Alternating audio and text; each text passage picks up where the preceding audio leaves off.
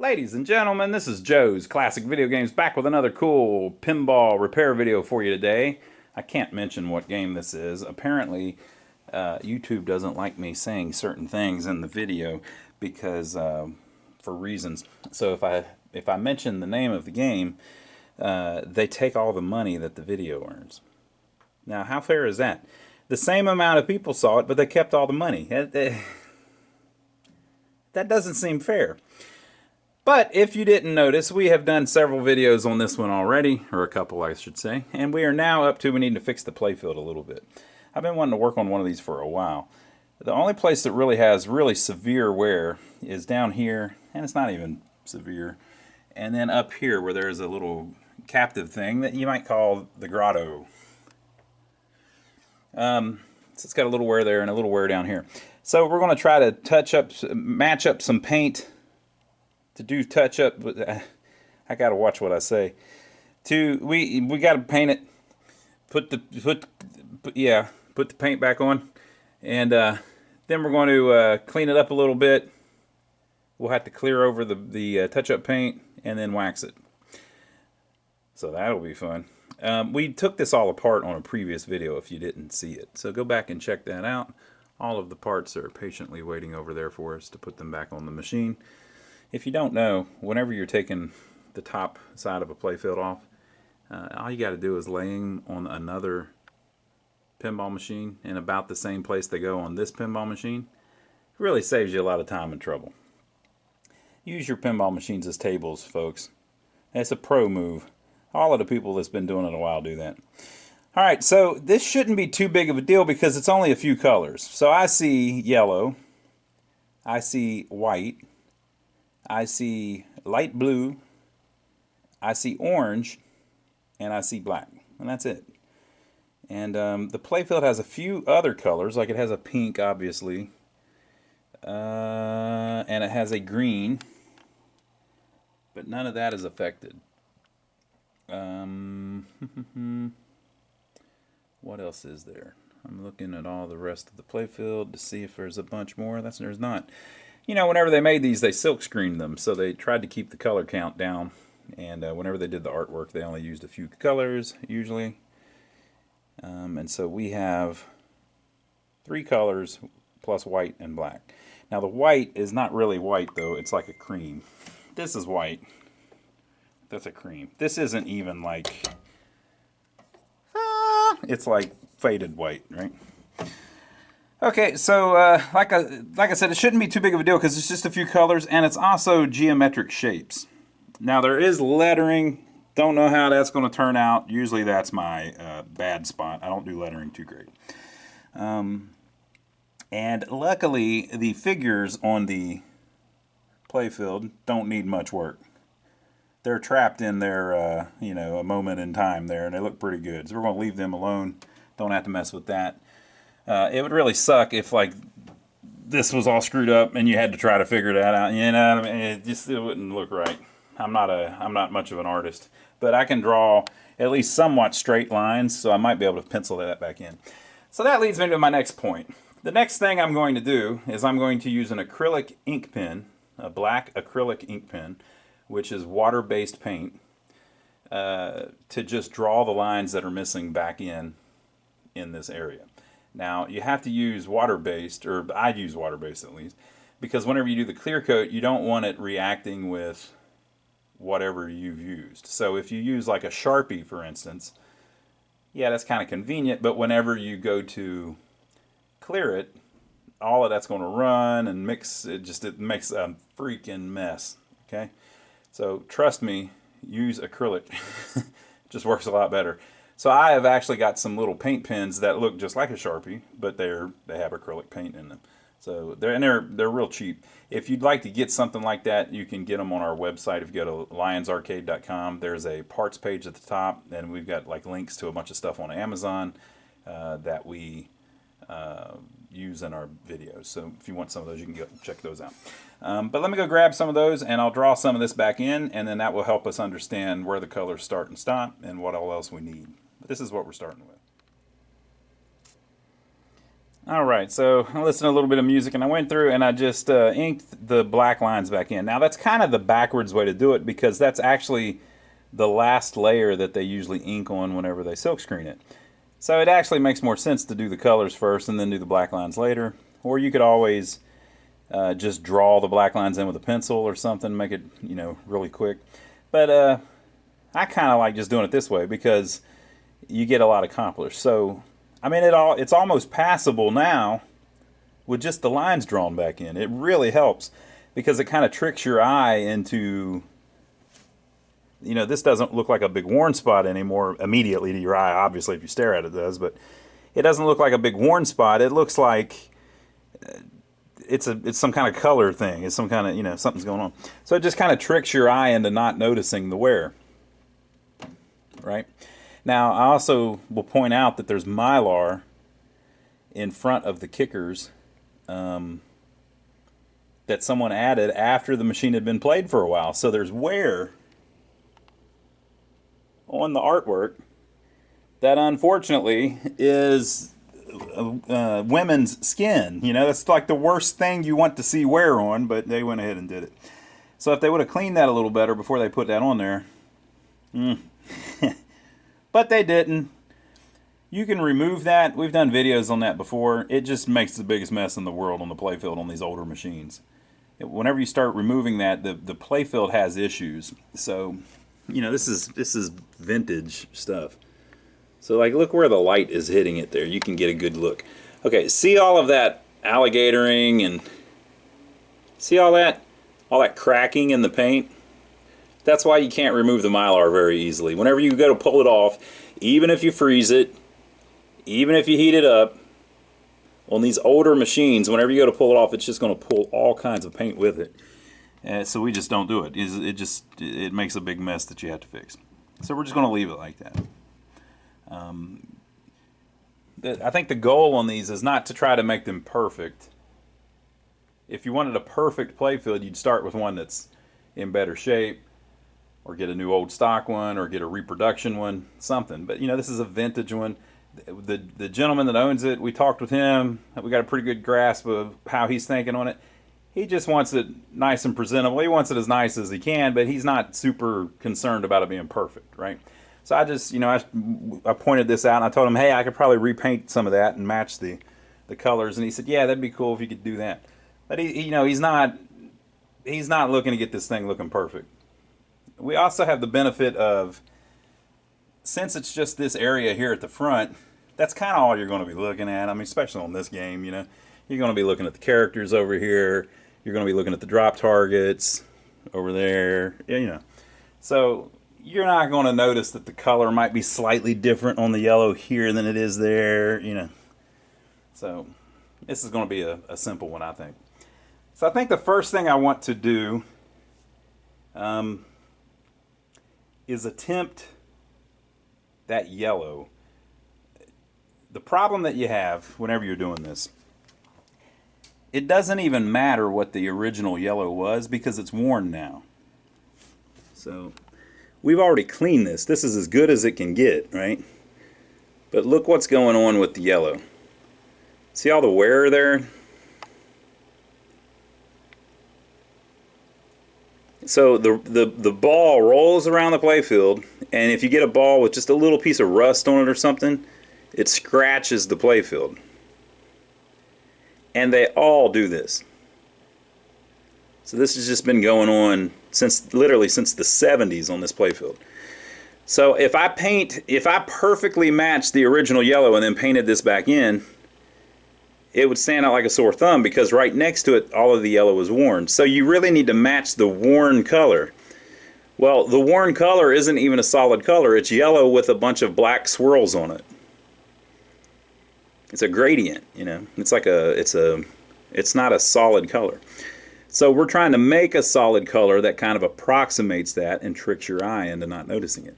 But if the solid color is all, if there's no pattern on it because there's no wear on it, like that, then your eye notices it.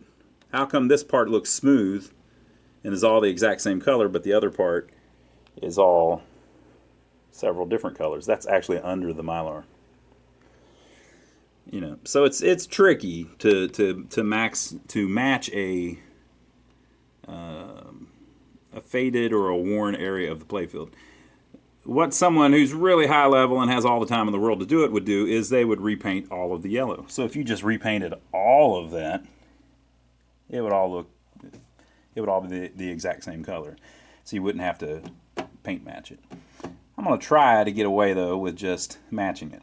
And then another issue we've got is that they put the Mylar on after it had worn to the wood. So in an area like that, there's nothing I can really do except I could paint on the Mylar. I don't know if I'm going to do that. I might, but so we're never going to get it perfect anyway, but we'll see what we can do. So I'm going to try to mix up some yellow that's at least close. So here are some paints. We'll see if any of them look similar. So I just pick up this cheap stuff. I've done like 100 videos showing this before, but I just pick up this cheap acrylic paint. They're like $1 a bottle. With inflation, they're now $1. Somebody told me $19. That's right. Well, they're somewhere between $1 and $3 a bottle. And I've just got a whole bunch of different colors, and we just kind of check to see which one is even similar. So look at that compared to what's on the playfield. It's not even close. Much darker. So it could be that we could darken that up to make it more like that.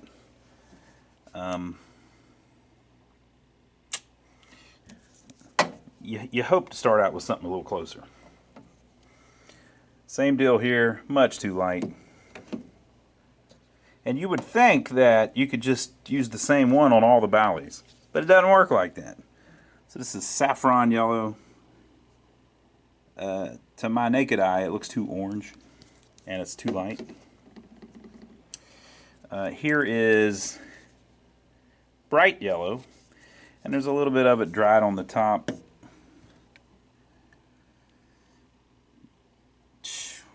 Not even close, really. Another issue that you have is whenever it's down to the wood like this, when you paint yellow in particular over it, yellow is a very thin pigment, so it takes tons of coats to cover it. So you kind of need to put a primer on it first. So we may do that. So this isn't even a yellow. Well, spicy mustard, I guess it's somewhat a yellow. But I thought that might work to help us darken it up if we need to.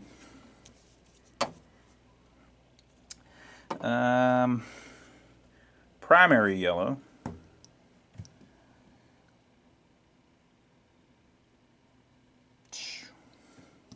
We're not that close, folks. Marigold.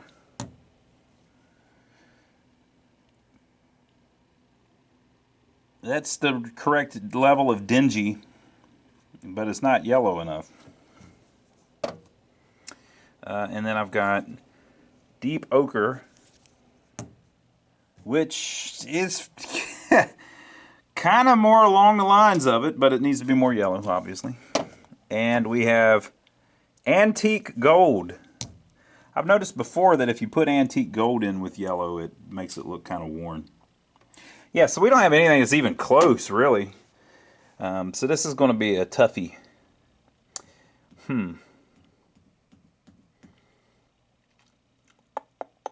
Yeah, we'll have to see what we can mix up with that. But it sucks whenever you're not even starting with something that's even close. Let me see what I can do. So basically, we don't have anything out of the bottle that's close. We're going to have to mix some of the yellow with some brown or something to kind of darken it up a little bit. Or not some brown, but one of these marigold or antique golds. To get it to look kind of dingy and just hope that we get somewhere near that color. Okay, so I went ahead and put some, I guess what we'll consider primer on it.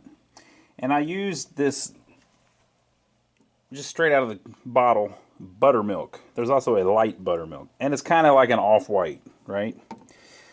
But the problem is, it's not off-white enough. If you look, it's not even close, really. So there, you could just see that white looks nothing like that white. I don't know how well that's showing up on the camera, but it's way too bright. It's not off-white enough, and again, it's because of all the wear, for one.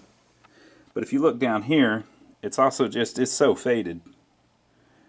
You can see, like I was mentioning, the white of the flippers compared to it, but that white flipper isn't even really all that white. I mean, it itself is off-white. It's just a really, really off color. So why does it look like that? Well, it's because the entire playfield has turned kind of green over the years. It's kind of hard to see, but if you mess with it enough, you start noticing it. The entire playfield has like a green looking cast on it. And if you get where you kind of start seeing colors as far as like the pigment that images are made out of, things like that. I don't know the best way to put it, but everything's a little bit too green. It has greened out over the years. And the reason that it's done that, I believe, is because they had a problem back in the day where the red, and it's just, I think it would still do it, but where the red pigment fades. So everything's got a little red in it. You know, if you mix paint together, just about everything's got red in it. And if the red fades out, the opposite of red on the color wheel is green, and it just makes it look kind of too green. And it's just like UV stuff, right? So,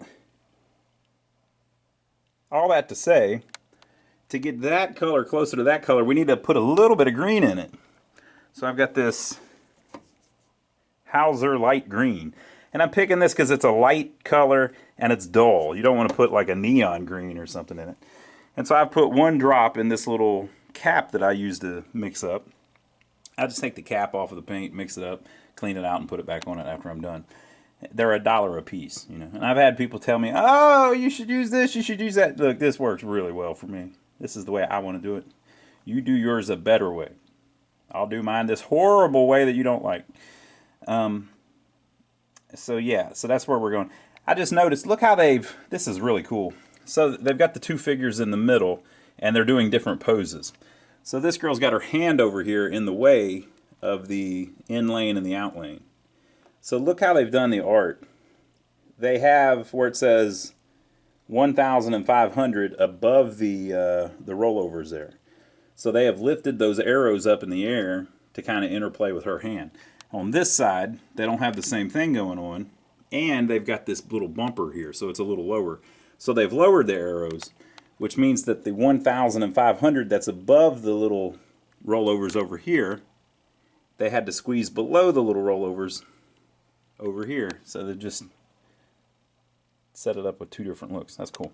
All right, so I'm going to put a little bit of green in that and then some more buttermilk and see if I can get it where it looks anything more like that. And then I'm also going to mess around with maybe putting some of this antique gold in it. Like I said, I've had good luck with that before. And just see if I can get something that looks more yellow, greenish than that buttermilk. Because while that's primer, there's also a little bit of that I need to touch up. Like here, here, and then up here in the grotto. In the grotto. Right? So I need to match that color as best I can so that it blends into your eye, because this ain't going to cut it. Alright, so that's what I came up with. We're just, we're trying to get it close. That's what it looks like after touching up the little spots where it was missing on that. And on that it was only that. That was already there. A little bit right there. There's an arrow up here that was missing some stuff. And then I painted it in the grotto. Now all of that's going to have a bunch of blue on it. There's not going to be much of that you see, but still. Same idea with the primer. So that was easy enough. I think that's probably close enough as well with the green. So here I'll do an extreme zoom in so you can see just how good or how bad it is, right? With all the wear and everything. So, we're talking about that spot right there. So when I put the black lines on it, most of that you're not going to notice. You can see it right now because the black line disappears there. But once the little black line is back in there, the background's going to be close enough that your eye will never even catch it. So we're at the big mess stage of the project right now. So back to the yellow. Alright, so I've got the background kind of smeared in there. It looks kind of like a mess, but we'll see how it ends up once we put the black lines back on it. Again, very hard to match that color because it's not an actual solid color. But what I ended up using was saffron yellow, which is almost a little oranger than some of the yellows. But that's how it looked to me. I put just a teensy tiny bit of forest green in it. And a little bit of deep ochre. And the three of them together seemed to get it as close as I could possibly get it. I mixed about 3 different times, and that was as close as I could get it. It's still not quite as dark looking to your eye as the little bit of original parts. Also, I just went ahead and painted right on top of the damn Mylar.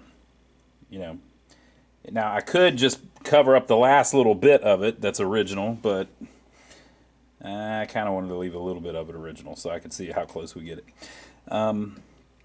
So yeah, we're going to run with that. So now I need to ink the black lines back in. That's another point about doing the black lines first. You're going to have to redo them again at the end anyways, but I like doing them like that just to kind of divide up where everything goes. So that's the only part that needs any, I guess that's still considered yellow. Everything else is pretty good. There's a little bit up there where that arrow is, but we're just going to leave it. So we'll run with that. So I'm going to ink in the black lines again to try to clean up all of those rough edges where I just painted that in, and to put the circles back around the numbers. And that should make it look much nicer. All right, so this is what we've got after the yellow. I think I actually got a pretty good match. I think that's going to fool a lot of people's eyes. I'm actually kind of happy with that. Hopefully the customer will be. I talked to Keith a little bit before when he dropped it off. I think he will be. And of course, once the plastics and everything are on there, you're going to have better things to look at than the yellow X in the middle of the playfield. So now it's time to do the blue. I think it's actually to the point now that it's passable. Your eye doesn't, since there's so much flesh tone here, your eye doesn't even really notice that as much, the bare wood. Boy, this video is going to get shadow banned bigger than hell. So I don't know if I mentioned that yet, but we're not making anything on any of these videos. YouTube doesn't like these videos. This particular machine, I don't know why. So it's time to do the blue. I need it here, and I need it to touch up the wear up there. You may have seen earlier, I painted the cream color over the wear, because there's a lot of the cream color there, but now I need the blue to just kind of make it look the way it originally did. I touched up the key a little bit here, and I touched up the 2 arrows. And then I sprayed clear over them. Everybody always wants me to show spraying the clear, but I literally just used a rattle can of clear spray paint.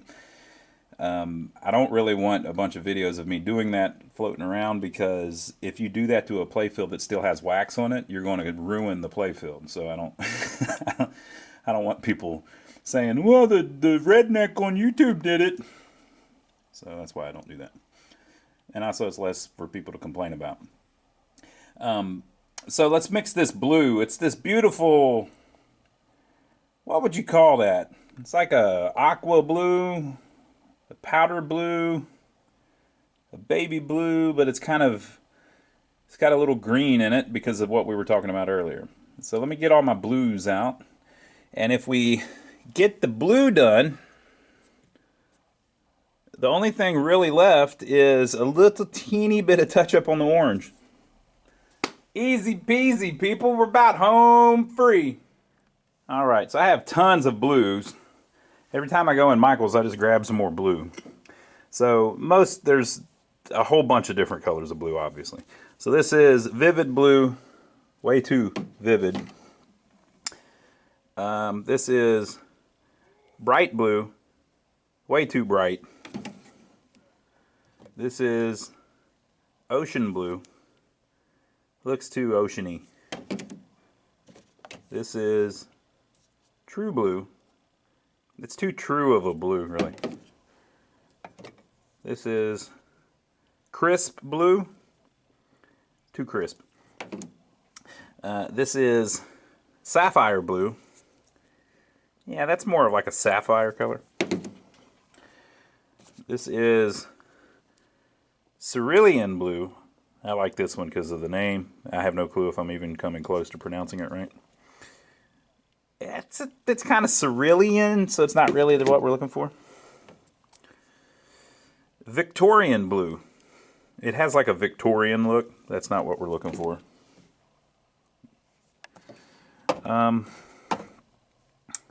There is a baby blue. Nope. Nope. Too baby bluish. Nautical blue. Nah. It's almost like a nautical type color.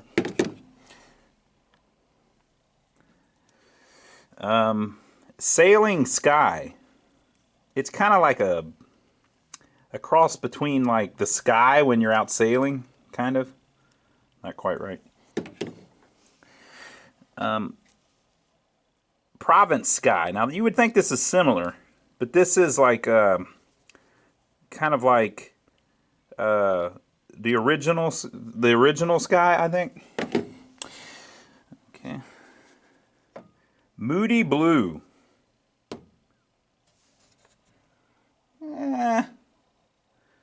It looks closer on the camera than it does here to my naked eye. This is like kind of like a blue satin would look at night or something. That's not it. Bahama blue. It's kind of like how the water is in the Bahamas. Not quite right, though.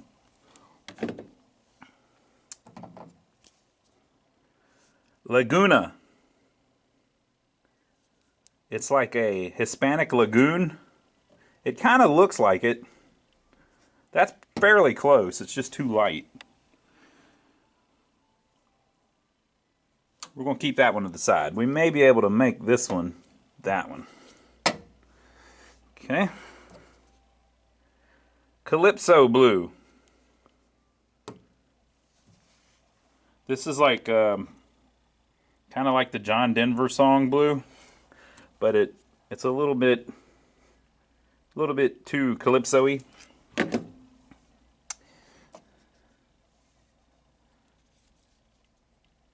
Desert turquoise.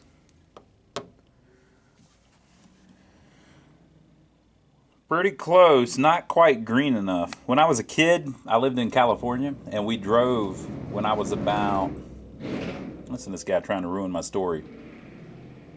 That poor guy's got a hole in his muffler. We should go out there and try to offer him our assistance. We drove from California to West Virginia whenever I was about 8. And when we went through, I think New Mexico, may have been Arizona, there were these little Indian stands on the side of the road that sold turquoise out in the middle of the desert. And so my dad stopped and he got a watch band that was made out of turquoise and silver, and he thought that was the coolest thing ever. I can still remember walking through that place. Very cool. So desert turquoise, that's what I would think of when I think of turquoise in the desert. So this looks very similar, but that is, I can, looking at that, I can see the green in it. And part of it is because you're looking at this white here that's obviously kind of green. So your eye sees it different. So, that's just a trick that this stuff plays on your eye. If you look here, since this is so yellowed next to it, it makes this look more green.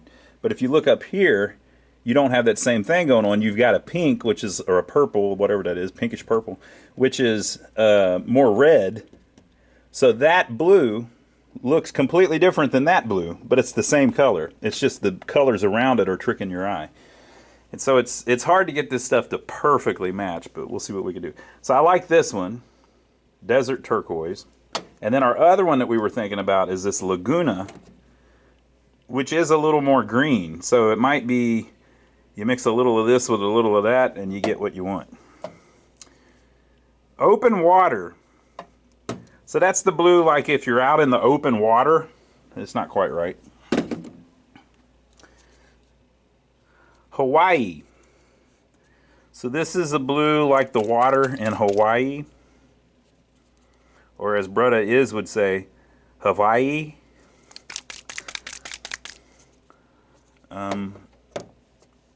Again, pretty close.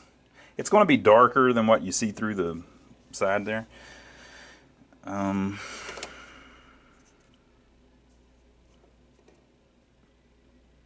That might be close. And then Indian turquoise. This is like the turquoise that you get from the Indians I was talking about. You know, they're already shadow banning this video. We might as well just go get completely canceled. That's a little too light, I think, though. I mean, it's not. It's really nothing like that. It's more like, looks more like Indian turquoise. So not quite right. All right. So all of them I don't think are really useful, but these ones here. So let me see if I can mix up a concoction, and I might throw a little green in it. And what I'll do is I'll try to paint up here a little bit first, where it's a little bit out of the way, where you don't see it as much. If I get it way off, no harm, no foul. And then once I get a match, we'll do this stuff down here. So there's a strange thing I've noticed, that if you look at it through the camera, it kind of reveals if it's really a match or not. So in the past, and I don't know how this works because I'm using my eye to look at the camera, but sometimes I'll be doing something like this, and to me it'll look like it's a pretty good match. And then when I have the camera look at it, and I look at the camera like I'm doing right now, it'll look too green. And it'll just look like it's a perfect match, everything's fine, and then when I clear it, it'll look too green to my naked eye then. So for whatever reason, it helps me to look at it with the camera. So I mixed this up. That's as close as I'm going to get. I mean, that's freaking close, man. So we're going to let it dry and see if it dries completely different. But so I used desert turquoise in honor of my trip through New Mexico. And I put a little green in it, and it wasn't dark enough. It was too light. You can see it right there, actually. So then I tried to darken it up with a little bit of sapphire, which didn't do the job.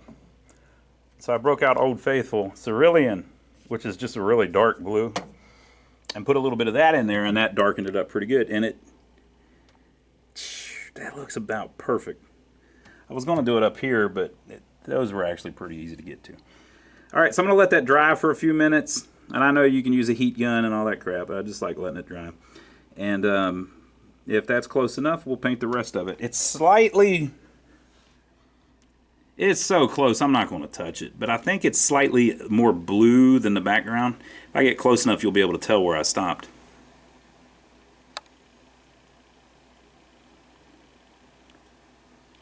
So you can see, like there on the left side, the ball swirls have just made it slightly different, but man, that's a close match.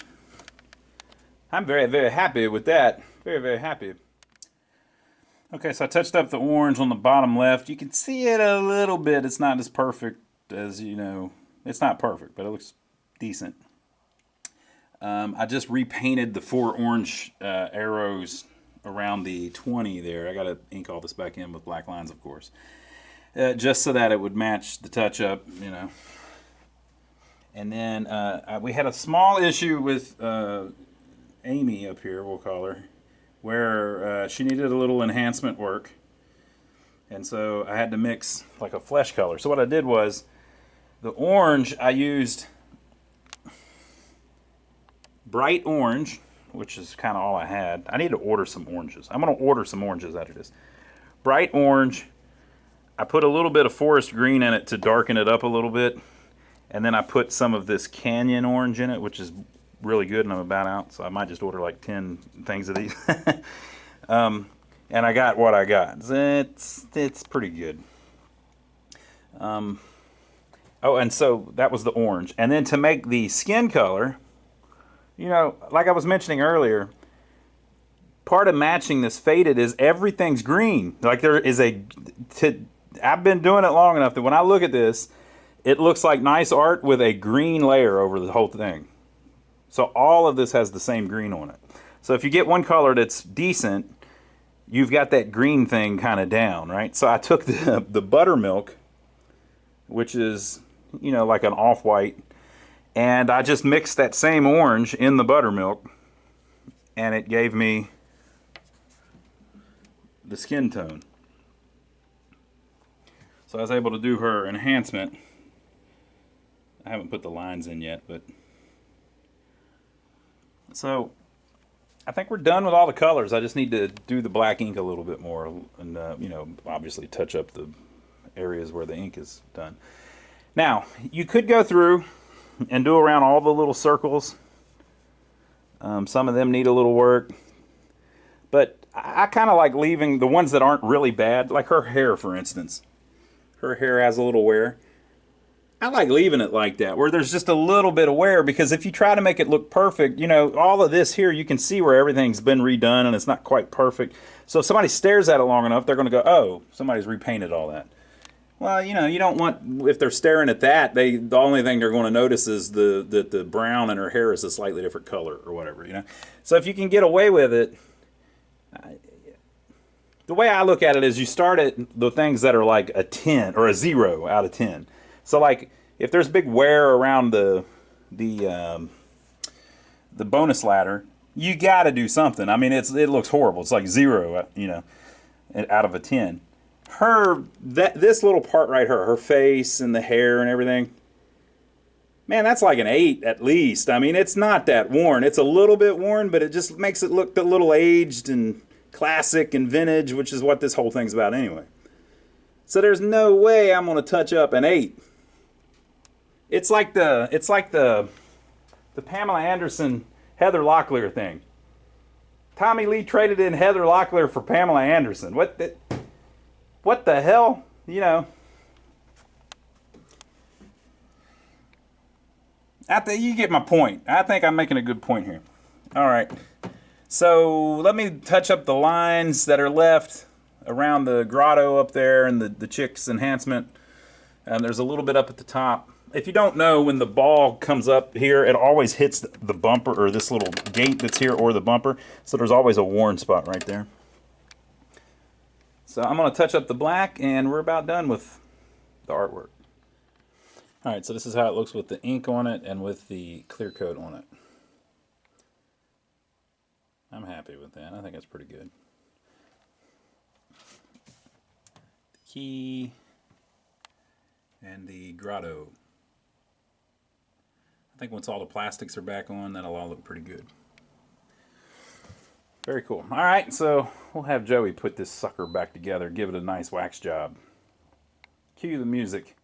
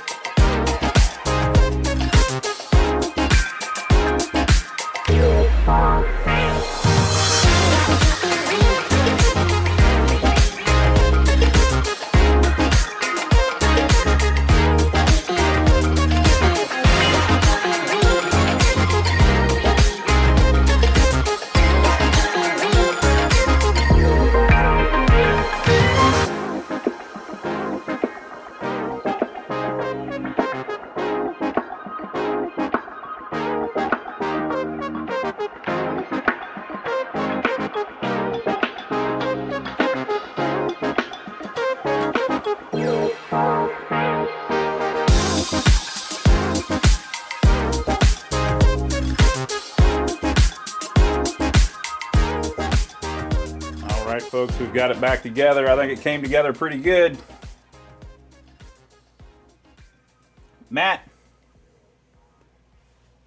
Bartholomew, Yes. where did I repaint on this pinball machine? That's cheating because I think I watched you do it. Let's see. I know I watched you repaint the 10. The 10? Yes. So you know I did that. But I one. watched you do it, so that's kind of Okay. cheating. Yeah.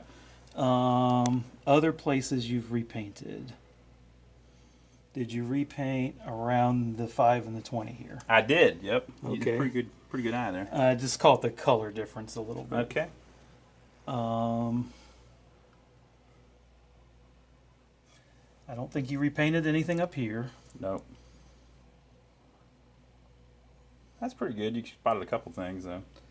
Yeah, I don't see anything else. And if I'm being honest, I still don't say it was as much the color difference as much as the height difference. I think is what I saw. Mm-hmm. When the light hits it, you can tell that it's like That spot. there was a cavity there where like basically the paint was worn away and I put new paint on it. Yeah. Okay, I repainted the whole X. The 1, the 2, the 3, the 4, the 5, the 6, the 7, the 8, 9, and the 10. That's The it. rings. I can kind of tell you maybe did the 1,000. Yeah, I wrote the thousands in. I repainted the 2X, the 5X, the 3X, the 20X. The left side of the super bonus, you can see how it's not perfect. The orange down there where it says same player shoots again on the left, I repainted that. No, that, even though you told me, I still can't tell. Okay. I painted around this key. Just like that, for instance. Oh, yeah, up in the black. Okay. And I repainted like a whole bunch of that. Oh, I didn't look up there. That I can't tell. Even though you've told me, I can't tell. All right, folks, let me show you something this thing does. All right. Matt says he's disgusted. Not what I said. This is what happens when you drop a quarter in this game. Oh, my God. I got to have one of these. What do you think, Matt? It fits. It's pretty cool. All right, it came out pretty good. Okay, so we're going to test play it a little bit. I think it's pretty good, though. Oh, we put the brand new pop bumper caps on it. What do you think, Matt? Would you have one of these in your collection? Now, the guy that owns it's watching it. Now, don't say nothing about my buddy Keith. You were a big fan of Hugh Hefner, you were saying. I think you said that, what word did you use to describe him? What was the word? I think the word was, you said he was a creep. I said he seemed. He's a dead guy. You shouldn't be talking bad about the dead. I think I said skeevy. Matt, you're the only person on the planet that looks at this game and notices Hugh Hefner on it. What are you doing? What the hell's wrong with you? Well, I mean, I didn't notice until you put the back glass up, to be fair. Unbelievable. All right, folks, so I think it's pretty good.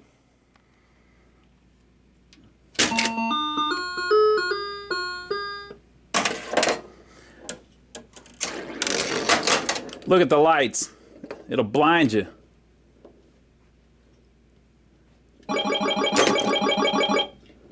Look at the pop bumpers. Watch them pop. We're in the grotto.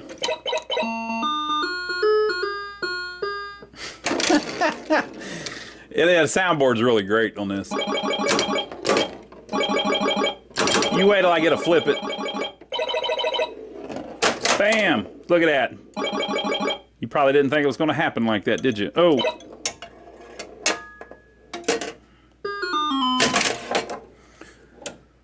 All right, so we got Miss July. We collected her, whatever that means.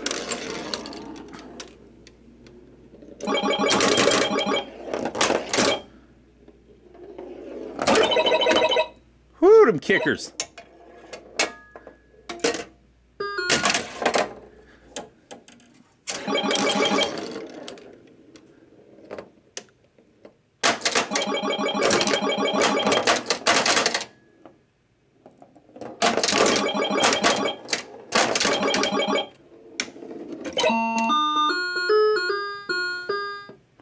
It sounds sneaky, like you're out on the prowl. You're catting around.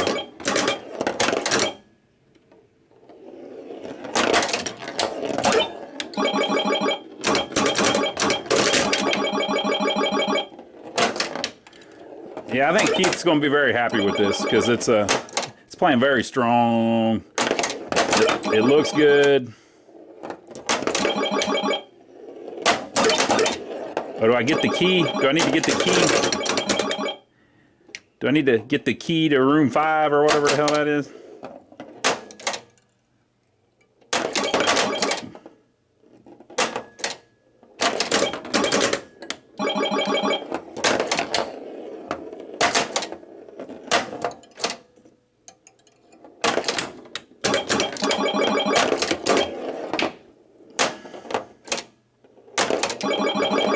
I gotta tell you,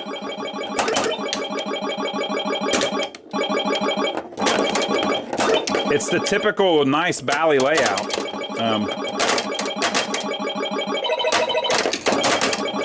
Now I've heard that the chime is different, or the sound is different, since we built up the bonus so high that it's going to play some music for us.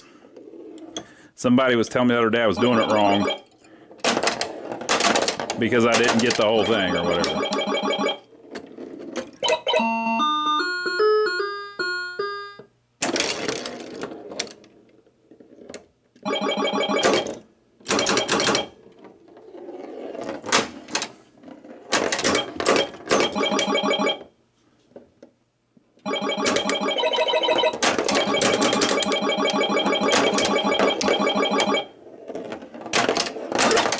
I got to tell you, now that I've played it a little bit, I'm glad I went through all the trouble to touch up the paint, because Keith was saying he didn't really care.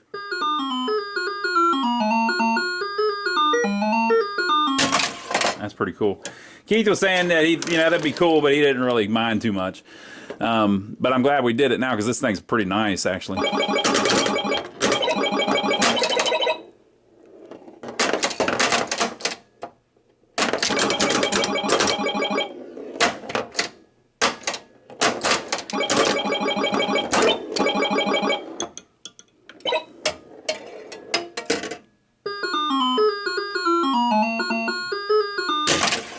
We've collected all the Playmates, apparently.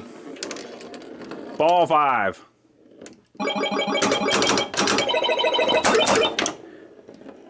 I gotta say, I don't know if even Evel Knievel is more 1978 than this pinball machine is.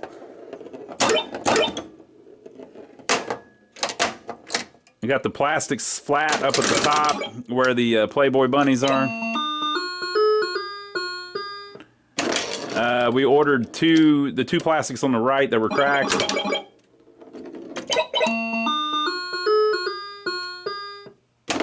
So it came out pretty good.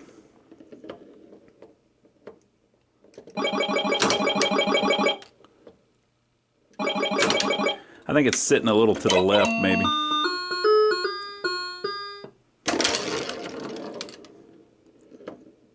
That's why it keeps bouncing that way. Ooh, there we go.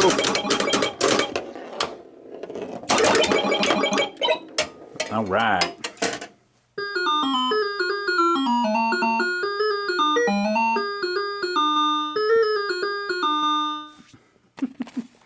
Pretty cool. Why are they? think we might have had a couple light bulbs stop working though.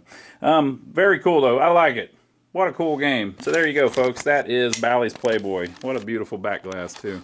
Really good looking game. 1978 called. Now, we did do a video on Evel Knievel. If you want to see that, I'll put it up right here. Hope you enjoyed it.